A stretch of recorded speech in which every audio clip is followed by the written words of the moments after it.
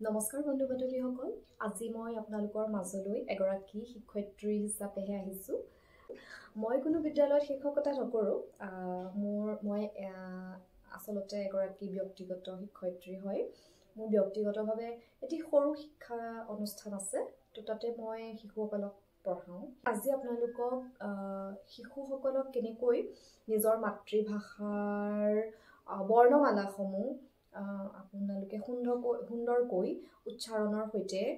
আৰম্ভণিৰ পৰাই শিকাব তাকে অকণমান আপোনালোকক আভাস দিব বিচাৰিছোঁ যিটো মই মোৰ শিশুসকলৰ ওপৰত প্ৰয়োগ কৰোঁ আৰু এই ভিডিঅ'টি মই শিশুসকল মাতৃৰ বাবে বনাইছোঁ যিসকলে শিশুটিক বিদ্যালয়লৈ পঠোৱাৰ আগমুহূৰ্তত খুব সুন্দৰকৈ তেওঁলোকক মাতৃভাষাৰ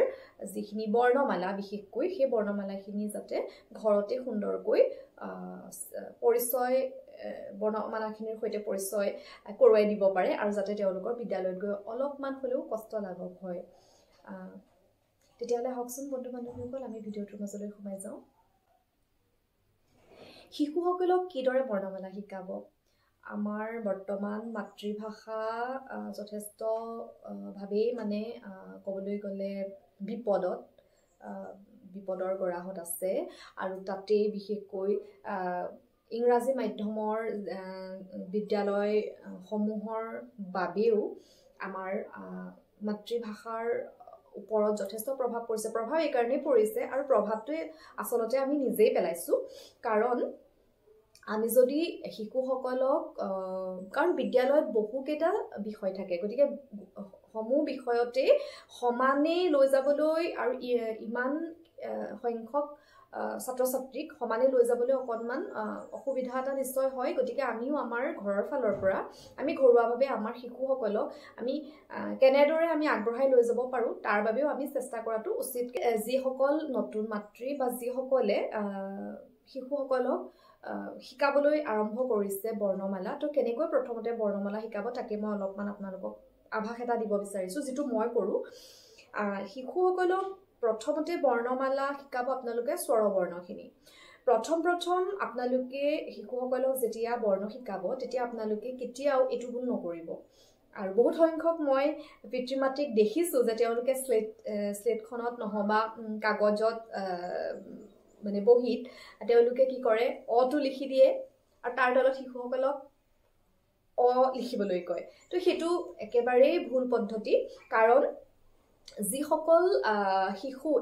বৰ্তমানলৈকে বিদ্যালয়ৰ মুখে দেখা নাই বিদ্যালয়লৈ যোৱা নাই কিন্তু যিসকলে ধৰক বিশেষকৈ ইংৰাজী মাধ্যমৰ ল'ৰা ছোৱালীৰ বিষয়ে মই অকণমান কৈছোঁ যে যিসকলে ধৰক আপোনাৰ UKG নাৰ্চাৰী এই শ্ৰেণীকেইটা পঢ়িছে আৰু তাৰ পিছতে তেওঁলোকে অসমীয়া পাব আৰু গতিকে তেওঁলোকৰ কথা অলপ বেলেগ কাৰণ তেওঁলোকে অলৰেডি বিদ্যালয়ৰ মুখ দেখিছে তেওঁলোকে পেঞ্চিলডাল ধৰিবলৈ মানে অন্ততঃ শিকিলে গতিকে তেওঁলোকক যদি আপুনি মানে পোনছাতে যদি অ আ ক খ লিখিবলৈ দিয়ে তেতিয়া ইমান ক'বলগীয়া কথা নাই কিন্তু যিসকলে এতিয়ালৈকে বিদ্যালয়ৰ মুখ দেখা নাই গতিকে তেওঁলোকক প্ৰথমতে আপোনালোকে লিখিবলৈ নিদিব লিখিবলৈ দিব ধৰক তেওঁলোকে নিজৰ মনেৰে যি আকাৰ আকৃতি দিব পাৰে ধৰক বলকে আঁকিলে গোল আঁকিলে শূন্য আঁকিলে আঁচ পাৰিলে গতিকে তেনেকুৱা কৰিবলৈ দিয়াটো উচিতো কাৰণ তেওঁলোকৰ হাতখন পোন হয় বুলি কয় তেতিয়া গতিকে আপোনালোকে প্ৰথমতে লিখিত ব্যৱস্থালৈ নাযাব প্ৰথমতে আপোনালোকে অ আ ক খ বিশেষকৈ মই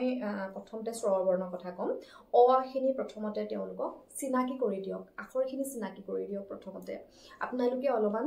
ধেমেলীয়া ভাৱেৰে তেওঁলোকক প্ৰথম যিটো পৰ্যায় আপোনালোকে ইমান বেছি তেওঁলোকক মানে চাপ নিদিব যাতে তেওঁলোকৰ পঢ়াৰ প্ৰতি প্ৰথমেই এটা ভয় বা চাপ সোমাই যায় আপোনালোকে প্ৰথমতে তেওঁলোকক ধেমেলীয়া এটা মানে ভাৱেৰে তেওঁলোকৰ শিক্ষা জীৱনটো আৰম্ভ কৰাওক ঘৰতে ধৰি লওক তেওঁলোকক ক'ব যে তেওঁলোকৰ যিদৰে পৰিয়ালত বা ঘৰত তেওঁলোকৰ ভাতৃ ভগ্নী আছে এই অ আ ক খ খিনিও হৈছে তেনেকৈ ইজনে সিজনৰ ভাতৃ ভগ্নীৰ দৰে আৰু ভাই ভনীৰ দৰে আৰু তেওঁলোকৰ একোটা নাম আছে তেওঁলোকৰ গোটেই সমূহীয়াকৈ তেওঁলোকৰ পৰিয়ালটোক কয় স্বৰবৰ্ণ আৰু স্বৰবৰ্ণ এই ককাই ভাই কেইজন সেইটো আপোনালোকে নজনোৱাকৈ নাথাকিব যে এই স্বৰবৰ্ণৰ পৰিয়ালটোত ককাই ভাই আছে মুঠ 11 জন আৰু তেওঁলোকৰ প্ৰত্যেকৰ তোমালোকৰ যেনেকৈ নাম আছে তেওঁলোকৰ প্ৰত্যেকৰে নাম আছে তাৰ পিছতে আপোনালোকৰ আন এটা দায়িত্ব হ'ল যে আপোনালোকে তেওঁলোকক শুদ্ধ উচ্চাৰণৰ সৈতে প্ৰথমে বৰ্ণসমূহ মনত ৰাখিবলৈ দিব যেনেকৈ প্ৰথমে আপোনালোকে যেতিয়া তেওঁলোকক বৰ্ণমালাসমূহ শিকাব আপোনালোকে এটা কথা মন দিব যাতে আপোনালোকে যি উচ্চাৰণ কৰিছে সেই উচ্চাৰণখিনি শুদ্ধ হয় যেনেকৈ আগত সৰেয় সৰেয়া এইদৰে নহয় অ আ হ্ৰস্বই দীৰ্ঘই হ্ৰস্বউ দীৰ্ঘউ ৰি এতিয়া ইয়াতে আমি বহুতে হ্ৰস্বই দীৰ্ঘই বুলি কওঁ হ্ৰস্ব শব্দটোত সঁচা কথা ক'বলৈ গ'লে কোনো অৰ্থ নাই হ্ৰস্ব ই মানে হ্ৰস্ব মানে সৰু ছুটি ই ছুটি নহয়নে ই ছুটি যেনে কিতাপ কিতাপ শব্দটোত কতসকে কি সোনকালে সমাপ্ত হয় ইটো নহয়নে কিন্তু যেটো দীৰ্ঘ দীৰ্ঘ মানে দীঘলীয়া দীঘল আমি জানোই তো দীৰ্ঘ ইটো অলপ দীঘলীয়া উচ্চাৰণ হয় যেনেকৈ হাতী হাতী উচ্চাৰণটো হাতী টি শব্দটোৰ পিছত আপোনাৰ দীঘলীয়া এটা ই উচ্চাৰণ হয় আপোনালোকে নিজেই 2-3 বাৰ উচ্চাৰণ কৰিলে ধৰিব পাৰিব হাতী নহয়নে তেনেকে হ্ৰস্ব উ সেই উটো ছুটিউ ছুটিউ হয় চকু চকু শেষ কু শেষ হয়নে দীৰ্ঘউটোত উচ্চাৰণটো অলপমান দীঘলীয়া হয় যেনেকৈ ধুনা ধুনা উটো অকণমান দীঘলকৈ উচ্চাৰণ হৈছে নহয়নে আৰু এইখিতে আমি আৰু এটা ভুল কৰোঁ আমি ডাঙৰ সকলে ভুল কৰোঁ হস্ৰ উ আৰু উ হস্ৰ উ আৰু উ আৰু হস্ৰ উৰ মাজত আমি যথেষ্ট আমি ভুল কৰোঁ যেনেকৈ উটো অকণমান গভীৰভাৱে হয় কিন্তু যেটো উ হয় উ যেনে বোকা বোকা কৰ কৰ বোকা উ নহয় ঔ মই সেই দুটাৰ কথা কৈছোঁ গতিকে আমি সেই উ গিটা শিকাওঁতে আমি যথেষ্ট সাৱধান এতিয়া মই যেনেকৈ ক'লো হ্ৰস্ব উ দীৰ্ঘ উ ৰি এ ঐ উ ঔ নহয়নে তো এইদৰে আপোনালোকে আপোনাৰ ল'ৰা ছোৱালী কেইটিক শিকাওক আপোনালোকে আখৰ চিনাকি প্ৰতিদিনে 2টা বা 3টাকৈ কৰাব যাতে তেওঁলোকে যিকেইটা আখৰ তেওঁলোকৰ মানে তেওঁলোক পৰিচিত হয় যিকেইটা আখৰৰ সৈতে যাতে সেইকেইটা শুদ্ধকৈ তেওঁলোকে শিকিবলৈ পায় বা শুদ্ধকৈ তেওঁলোকৰ মনত থাকে এতিয়া আপোনালোকৰ শিশুসকলে পঢ়িবলৈ বা আখৰ মোটামুটি চিনি পাবলৈ শিকিলে এতিয়া আপোনালোকে তেওঁলোকৰ ওপৰত এটা টেষ্ট এটা পৰীক্ষা কৰিব পাৰে আৰু এই পৰীক্ষাটোৱে পদ্ধতিটো অৱলম্বন কৰিছে মোৰ ক্ষেত্ৰত মোৰ মায়ে আৰু মই বৰ্তমান এই পদ্ধতিটোৰে শিশুসকলক মই বৰ্ণসমূহ ভালদৰে মনত ৰখাত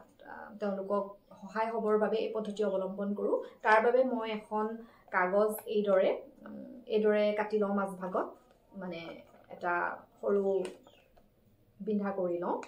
তাৰ পাছত আপোনালোকে যিখন কুঁহিপাত বা অ আ ক খ যিখন কিতাপত আছে আৰু যদি নাইও তেতিয়াহ'লে বগা কাগজতেই আপোনালোকে অ আ ক খখিনি ধুনীয়াকৈ আপোনালোকে লিখি লয় এতিয়া আপোনালোকে যিটো বৰ্ণ ওচৰত আপুনি ৰাখিব ছিদ্ৰইদি সেই বৰ্ণটো ধুনীয়াকৈ ওলাই পৰিব আৰু এইদৰে আপুনি তেওঁলোকক পৰীক্ষা কৰিব পাৰে তাৰ পিছৰ বৰ্ণটো যদি সুধিব বিচাৰে তাৰ পিছৰ বৰ্ণটো এইদৰে ওলাই পৰিব